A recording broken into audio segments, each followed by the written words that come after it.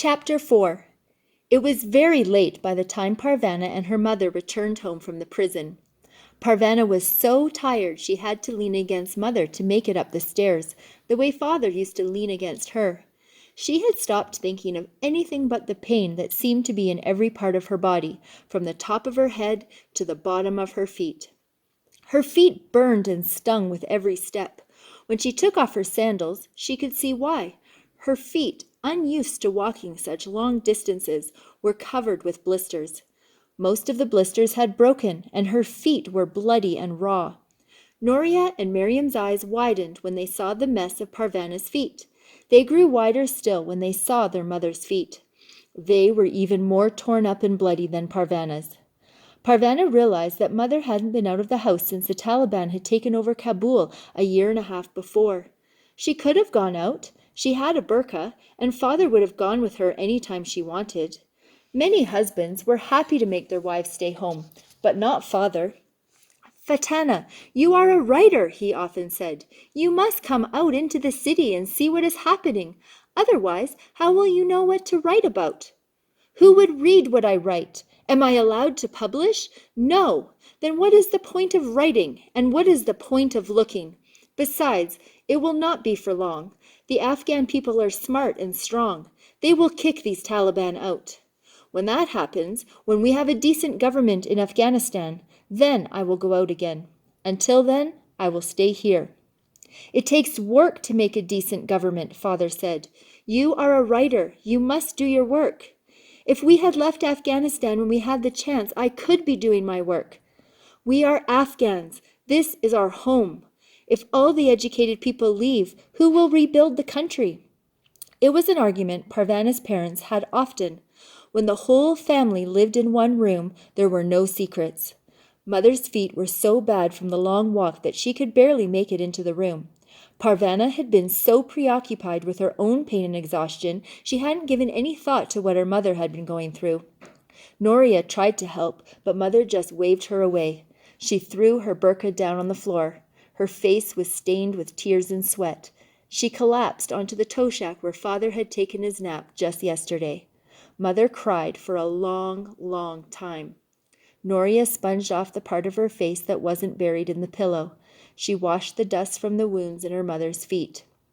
Mother acted as if Noria wasn't there at all. Finally, Noria spread a light blanket over her. It was a long time before the sobs stopped, and Mother fell asleep. While Noria tried to look after Mother, Miriam looked after Parvana. Biting her tongue in concentration, she carried a basin of water over to where Parvana was sitting. She didn't spill a drop. She wiped Parvana's face with a cloth she wasn't quite able to wring out. Drips from the cloth ran down Parvana's neck. The water felt good. She soaked her feet in the basin, and that felt good too. She sat with her feet in the basin while Noria got supper. "They wouldn't tell us anything about Father," Parvana told her sister. "What are we going to do? How are we going to find him?" Noria started to say something, but Parvana didn't catch what it was. She began to feel heavy. Her eyes started to close, and the next thing she knew, it was morning. Parvana could hear the morning meal being prepared. "I should get up and help," she thought, but she couldn't bring herself to move.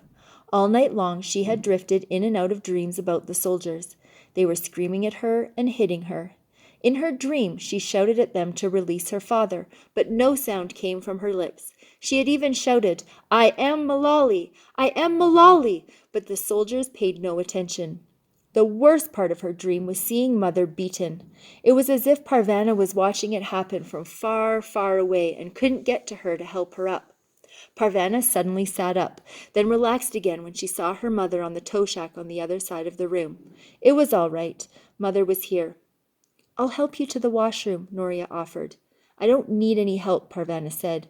However, when she tried to stand, the pain in her feet was very bad. It was easier to accept Noria's offer and lean on her across the room to the washroom. "Everybody leans on everybody in this family," Parvana said. "Is that right?" Noria asked. "And who do I lean on?" That was such a Noria-like comment that Parvana immediately felt a bit better. Noria being grumpy meant things were getting back to normal. She felt better still after she'd washed her face and tidied her hair. There was cold rice and hot tea waiting when she had finished. "Mother, would you like some breakfast?" Noria gently shook their mother. Mother moaned a little and shrugged Noria away. Except for trips to the washroom and a couple of cups of tea, which Noria kept in a thermos by the tow shack, Mother spent the day lying down. She kept her face to the wall and didn't speak to any of them. The next day, Parvana was tired of sleeping. Her feet were still sore, but she played with Allie and Miriam. The little ones, especially Ollie, couldn't understand why Mother wasn't paying attention to them. "Mother's sleeping," Parvana kept saying. "When will she wake up?" Miriam asked. Parvana didn't answer. Allie kept waddling over to the door and pointing up at it. "I think he's asking where Father is," Noria said. "Come on, Allie, let's find your ball." Parvana remembered the pieces of photograph and got them out. Her father's face was like a jigsaw puzzle. She spread the pieces out on the mat in front of her. Miriam joined her and helped her put them in order. One piece was missing. All of Father's face was there except for a part of his chin. "When we get some tape, we'll tape it together," Parvana said. Miriam nodded. She gathered up the little pieces into a tidy pile and handed them to Parvana. Parvana tucked them away in a corner of the cupboard. The third day barely creeped along. Parvana even considered doing some housework just to pass the time. But she was worried she might disturb her mother. At one point, all 4 children sat against the wall and watched their mother sleep. "She has to get up soon," Noria said. "She can't just lie there forever." Parvana was tired of sitting. She had lived in that room for a year and a half, but there had always been chores to do and trips to the market with Father. Mother was still in the same place. They were taking care not to disturb her. All the same, Parvana thought if she had to spend much more time whispering and keeping the young ones quiet, she would scream.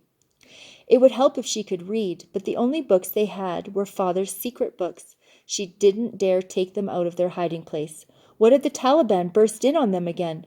They'd take the books and maybe punish the whole family for having them. Parvana noticed a change in Allie. "Is he sick?" she asked Noria. "He misses Mother." Allie sat in Noria's lap. He didn't crawl around anymore when he was put on the floor. He spent most of the time curled in a ball with his thumb in his mouth. He didn't even cry very much anymore. It was nice to have a break from his noise, but Parvana didn't like to see him like this. The room began to smell, too. "We have to save water," Noria said, so washing and cleaning didn't get done. Allie's dirty diapers were piled in a heap in the washroom. The little window didn't open very far. No breeze could get into the room to blow the stink away. On the 4th day, the food ran out. "We're out of food," Noria told Parvana. "Don't tell me. Tell Mother. She's the grown-up. She has to get us some." "I don't want to bother her." "Then I'll tell her." Parvana went over to Mother's tow shack and gently shook her. "We're out of food." There was no response. "Mother, there's no food left." Mother pulled away. Parvana started to shake her again. "Leave her alone!" Noria yanked her away. "Can't you see she's depressed?" "We're all depressed," Parvana replied. "We're all so hungry." She wanted to shout, but didn't want to frighten the little ones. She could glare, though, and she and Noria glared each other for hours. No one ate that day. "We're out of food," Noria said again to Parvana the next day. "I'm not going out there." "You have to go. There's no one else who can go." "My feet are still sore." "Your feet will survive, but we won't if we don't get us some food. Now move." Parvana looked at Mother, still lying on the tow shack. She looked at Allie, worn out from being hungry and needing his parents. She looked at Miriam, whose cheeks were already beginning to look hollow and who hadn't been in the sunshine in such a long time.